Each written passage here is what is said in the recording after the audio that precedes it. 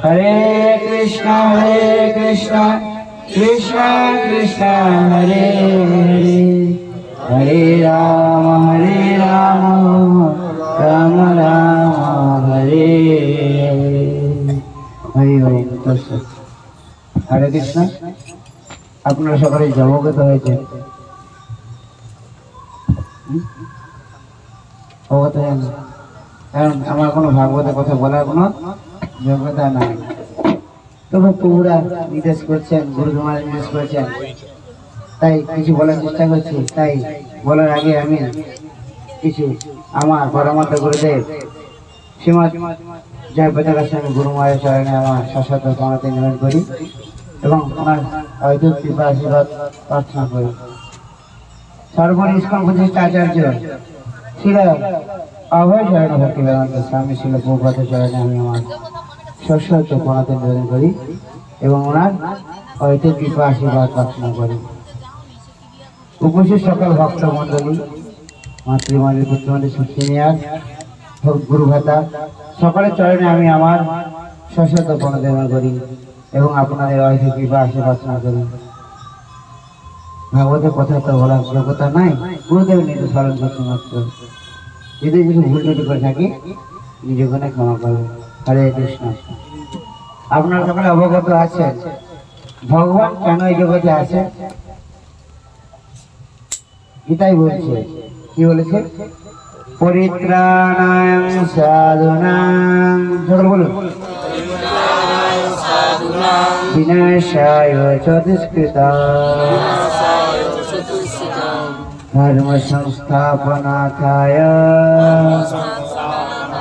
সম্ভবামি যুগে যুগে। পরিত্রাণায় সাধুনাং বিনাশায় চ দুষ্কৃতাং ধর্ম সংস্থাপনার্থায় সম্ভবামি যুগে যুগে। পরিত্রাণায় সাধুনাং বিনাশায় চ দুষ্কৃতাং ধর্ম সংস্থাপনার্থায় সম্ভবামি যুগে যুগে। কি বলছে? সাধুদের পরিত্রাণ করার জন্য এবং দুষ্কৃতিকারীদের বিনাশ করার জন্য এবং ধর্মকে স্থাপনের জন্য আমি যুগে যুগে অবতীর্ণ হই। কিন্তু এটা ভগবানের মুখ্য কাজ না, এটা ভগবানের মুখ্য কাজ না। তাহলে ভগবানের এগুলো কি কাজ? তাহলে এটা ভগবানের কি কাজ? গৌণ কাজ। একটা কিছু জিনিসের মুখ্য এবং গৌণ দুটো থাকে, তাই না? এটা হচ্ছে মুখ্য কাজ নয়, এটা হচ্ছে গৌণ কাজ। কেন? যখন মহিষাসুরের প্রাদুর্ভাব হয়েছিল তখন ভগবানকে আসতে হয়েছিল, কে গেছিল? তার দাসী মহামায়াকে পাঠিয়েছিল। কেন? ভগবানের তিনটে শক্তি রয়েছে। কত শক্তি? তিনটে শক্তি রয়েছে। কি কি? মায়া মানে বহিরঙ্গ, যোগমায়া, অন্তরঙ্গ, ততস্থ এই জীব। তাই এই বাইরের জগৎটাকে রক্ষণাবেক্ষণ করার জন্য কাকে রেখেছে? মায়া। সেই মহামায়া দুর্গা দেবী।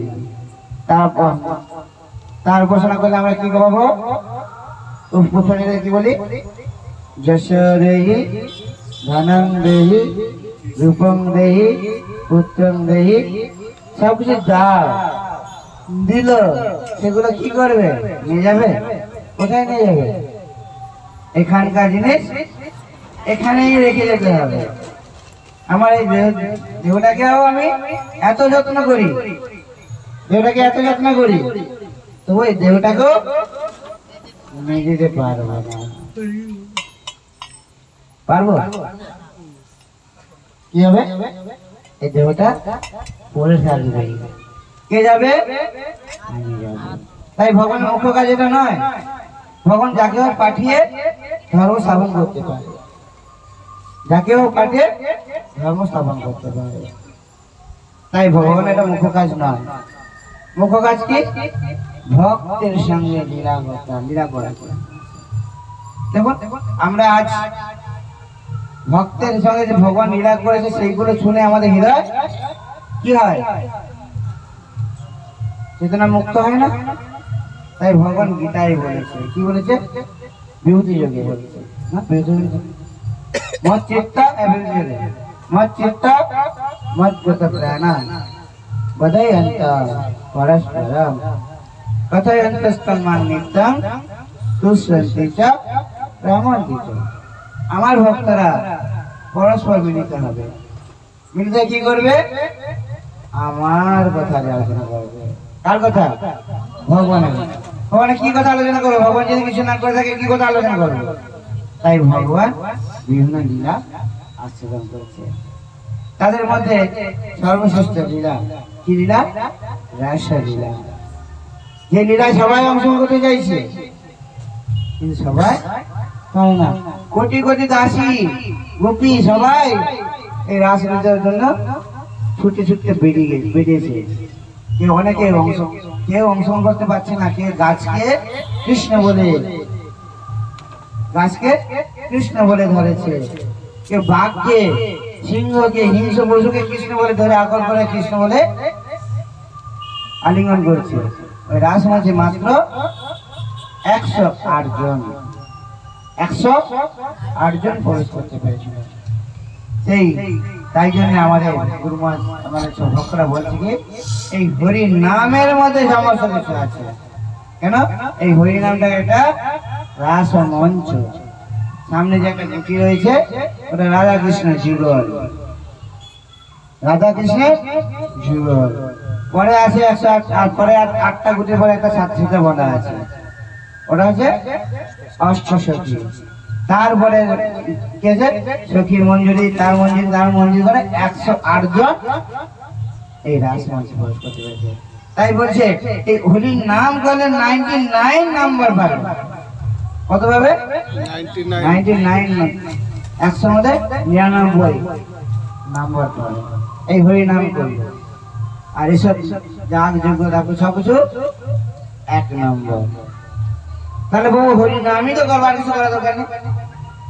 কিন্তু ভগবানের সঙ্গে যোগ স্থাপন না হলে হরির নামটাও হবে না। একটা ঘড়িটা কত আকাশে উঠে গেছে, যোগ সূত্র কোথায়? লাটায়। আমার হাতের ঘড়িটা আছে, যদি সুতাটা কেটে যায় কি হবে? ঘড়িটা আমি পাবো। সেরকম আমরা কৃষ্ণ নাম করতে গেলে আমাদের এগুলো 1 নম্বরের জন্য আমাদের কাজ করতে হবে, এগুলো আমাদের শিখতে হবে। কারণ সেখানে গিয়ে আমাকে সেবা করতে হবে। সেখানে গিয়ে সেবা করতে কোথায়? আর সকালে বলছিলাম কোথায়? গোলক। কোটা গোলক আছে? কোটা গোলক আছে বলছিলাম? 4টে গোলক আছে। কটা গোলক? 4টে গোলক। একটা গোলক ধাম যেখানে ভগবান সবসময় বিরাজমান, সেখান থেকে কোথাও আমরা যায় না সেই গোলক, সেটা হচ্ছে মূল গোলক ধাম। ভগবান যখন এসেছে এটা ধাম নিয়ে এসছে, ইউপিতে আছে বৃন্দাবন, সেটাকে কি বলা হয়? ভৌম বৃন্দাবন, মানে তার প্রতি ছবি, সেটা বলা হয় ভৌম বৃন্দাবন। তাহলে কটা হলো? 2টা গোলক বৃন্দাবন, ভৌম বৃন্দাবন। আর 2টা কি বলবো? আরেকটা কি? যেখানে আমরা এখন এটা কি হয়েছে? বৃন্দাবনে পরিণত হয়েছে। কেন বলছে? যেখানে নাম সংকীর্তন সেটাই বৃন্দাবন, যেখানে নাম সংকীর্তন সেটাই বৃন্দাবন। তাহলে আমরা এখন কোথায় আছি? বৃন্দাবনে রয়েছি। 3টা হয়ে গেল। আর একটা কি? এক সময় মহাপ্রভু কি হলো? গৃহ ত্যাগ করে সন্ন্যাস নিয়েছে। কার কাছে সময় নিয়েছে? কার কাছে সময় নিয়েছে? কেশব ভারতী। কার কাছ থেকে? কেশব ভারতী। প্রভুপাদ কার কাছে সময় নিয়েছে কেউ জানে? হাত তুলে তো দাদা জানে, যে জানে হাত তুলে। কার কাছ থেকে সন্ন্যাস নিয়েছে? কার কাছ থেকে বলেছে? আমি দীক্ষার কথা বলিনি গো মা। কার কাছে নিয়ে কারো জানা আছে? কোনো কেউ জানে? প্রভুপাদ কার কাছ থেকে সন্ন্যাস নিয়েছে বলাই ফেলে? কেশব মহারাজ। এর কেশব ভারতী, এর কেশব মহারাজ, গুরু ভাই। ভক্তি সিদ্ধান্ত সহ্য করে শিষ্য। কারণ কিনার আগে সন্ন্যাস হয়ে গেছে, প্রভুপাদের সন্ন্যাস হয়নি। যখন প্রভুপাদ সন্ন্যাস নেবে তখন ভক্তি সিদ্ধান্ত সহ্য করে অপ্রকট হয়েছে। তখন তেনার মনের মধ্যে ইচ্ছা আছে আমি সন্ন্যাস নেব। তখন ভক্তি সিদ্ধান্ত স্বপ্নাদেশ বলছে তুই মথুরায় যা, কেশব গৌর মঠে যা, ওখানে কেশব মহারাজ হয়ে আছে, ওনার কাছ থেকে সন্ন্যাস দীক্ষা মন্ত্র দীক্ষিত হয়। সেই কেশব মহারাজ কাছ থেকে সন্ন্যাস নিয়েছিলেন কত সালে তো বলতে হবে?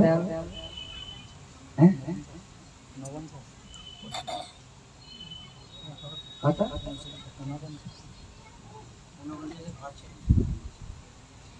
1959 সালে তিনি সন্ন্যাস নিয়েছিলেন। তার 6 বছর পরে তিনি বিদেশ গিয়েছিলেন। বুঝতে পারছেন? তাই আমাদের কি আছে, ভগবান এই লীলাগুলো করেছে, লীলাগুলো করেছে বলে আজ আমরা সেইগুলো শ্রবণ করে আমাদের হৃদয়টাকে পরিষ্কার করতে পারছি। তাই মহাপ্রভু সন্ন্যাস নিয়েছেন কেশব মহারাজের কাছ থেকে। কেশব মহারাজ তো সবাই শুনে, হ্যাঁ কেউ আর কিছু বলেন না। কেশব ভারতের কাছ থেকে সন্ন্যাস নিয়েছেন। আমি ইচ্ছা করে এটা ভুল বলছি। কেশব ভারতের কাছে সন্ন্যাস নিয়েছে, নিয়ে কি মনে করতে আমি বৃন্দাবনে যাব। নিত্যানন্দ বলছে এ তো মার গায়ে অনুমতি নেয়নি, বিষ্ণুবের গায়ে অনুমতি নেয়নি, সন্ন্যাস বেকার যায়। তাই বীরবেলা ছলে বলে তাকে রাস্তার মুখটা ঘুরিয়ে দিচ্ছে আবার নবদ্বীপে। জলঙ্গ নদীকে দেখে বলছে এই তো যমুনা। আর মহাপ্রভু যমুনা জ্ঞানে তাতে স্নান করে হয়ে হাঁটতে শুরু করেছে, শান্তিপুরে চলে এসেছে, যে মূর্ছা গেছে। উঠে দেখছে পাশে অদ্বৈত আচার্য। আপনি এখানে? আমি তো বৃন্দাবনে আছি। বলছে হ্যাঁ এটা তো নবদ্বীপ, শান্তিপুরে আপনি আসছেন কেন? নিত্যানন্দ তাহলে আমাকে মিথ্যা কথা বলেছে, নিত্যানন্দ তাহলে আমাকে মিথ্যা কথা বলেছে, আমি বৃন্দাবনে যাবো বলছে, আমাকে মায়াপুর নিয়েছে। বলছে প্রভু আপনি বৃন্দাবনেই আছেন। আপনি কোথায় আছেন? বৃন্দাবনেই আছেন। কেন? যেখানে আপনি আছেন সেটাই তো বৃন্দাবন। যেখানে আপনি আছেন সেটাই তো বৃন্দাবন। তাই 4টা বৃন্দাবন সম্বন্ধে বুঝলেন? কোথায় কোথায় বৃন্দাবন? একটা গোলক। কোথায় আছে গোলক? কোথায়? ওখানে আছে। এটাকে বলা হয় ভূলোক, এটাকে বলা হয় ভূলোক। পরে ভূলোক, তারপরে স্বর্গলোক। ওই স্বর্গে যাওয়ার জন্য আমরা কত কিছু করি। তাই আজকে আমি একটা শ্লোক বলছিলাম, আমরা অতি সহজে জিনিসটাকে কঠিন করে তুলি, অতি সহজ জিনিসটাকে অনেক কঠিন করে তুলি। কিভাবে? হরি নাম করলেই গোলকে যাবো, আমরা নাকটা পেঁচিয়ে পেঁচিয়ে দিচ্ছি, স্বর্গ ভক্ত স্বর্গ সব মানে দান ধ্যান হেনা টেনা করে জিনিসটাকে আমরা অনেক কঠিন করে তুলছি।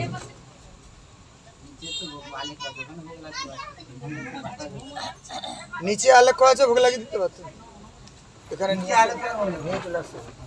আচ্ছা আসুন আসুন। তাই আমরা সহজ জিনিসটাকে অনেক কঠিন করে তুলছি না? তাই মহাপ্রভু বলছে হরের নাম হরের নাম হরের নাম হবো কেবলম কল নাস্তব কল নাস্তব গতি গণতা। এর মধ্যে হরিনাম গলেই কলিযুগ থেকে মুক্ত হতে পারবে। এই হরিনামটা বাদ দিয়ে কি করছি?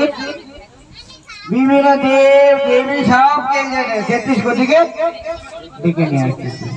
যদি গাছের গোড়ায় জল দিলে গাছটা পুষ্ট হয়, গাছের গোড়ায় জল দিলে গাছটা পুষ্ট হয়, উদরে খাবার দিলে শরীরটা পুষ্ট হয়, উদরে খাবার দিলে শরীরটা পুষ্ট হয়। আর ভগবানের সেবা করলে সমস্ত দেবদেবীর সেবা হয়ে যায়। তাহলে কেন আমরা সবার সমস্ত দেবদেবীর প্রতি আসক্ত হব? হবো কেন বলো?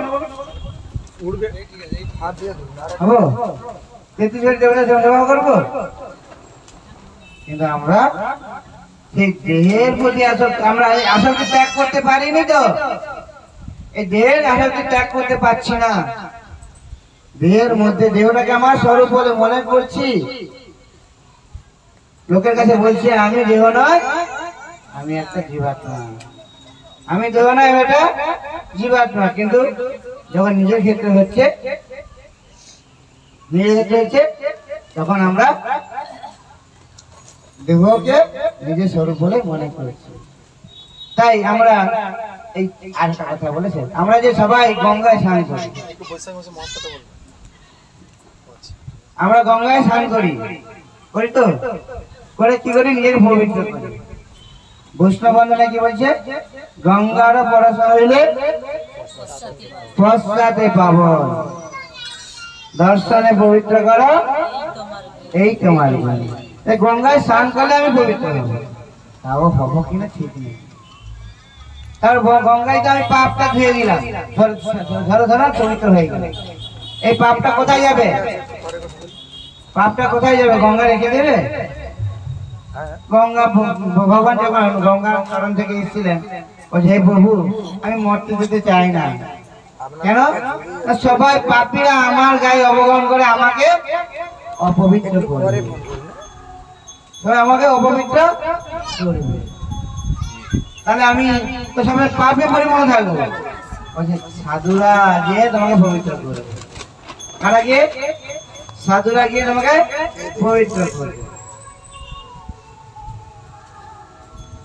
তা ঠিক আছে, কিন্তু তারপর বলছে এই পাপটা তুমি নিজের কাছে রাখবে না, তুমি যখন ওই পাপকে বয়ে নিয়ে যাবে সমুদ্রে মিলিত হবে, এই পাপটা সমুদ্রকে দিয়ে দেবে। সমুদ্র বাবু তখন আমি কোথায় গিয়ে রাখবো? তুমি তো তোমার রাজাকে দিয়ে দেবে, সমুদ্রের রাজাকে বরুণ দেবে, তখন সে বরুণ দেবকে দিয়ে দিবে। বরুণ দেব বলে এই পাপ আমি রাখবো না, যার পাপ তাকেই দেবে। কি করলাম? মেঘকে দেখে দেবো, বৃষ্টি রূপে সেটা পতিত হবে, বৃষ্টি রূপে সেটা মাটিতে পতিত হবে। বৃষ্টির ফলে কি হলো? শস্য উৎপাদন হলো, সেই শস্য আমরা গ্রহণ করলাম, আমার পাপ আমার কাছেই ফিরে গেল। তাহলে আমরা পাপ মুক্ত হলাম। এবারে ওই পাপ থেকে মুক্ত হতে গেলে করতে হবে যোগ্য সুস্থ সনাসন্ত সর্বকুল বিষয়, মানে সমস্ত যজ্ঞের অনুষ্ঠান সমস্ত কিছু কাকে উদ্দেশ্য করতে হবে? ভগবানের উদ্দেশ্য করতে হবে। ভগবানকে যা কিছু খাবো ভগবানকে নিবেদন করে খাবো, তাহলে আর আমাকে পাপ গ্রহণ করতে পারবে না। তাহলে আমার পাপ আমাকে গ্রহণ করতে পারবে না। তাহলে আমার প্রত্যেকে কি করা উচিত? ভগবানকে ভোগ লাগিয়ে প্রসাদ পাওয়া উচিত, তাই তো? তাই ভগবান এত লীলা করছে কি জন্য? যাতে আমরা তার কাছে ফিরে যেতে পারি। তাই মহাপ্রভু এই জগতে এসেছেন আমাদেরকে নিয়ে যাওয়া।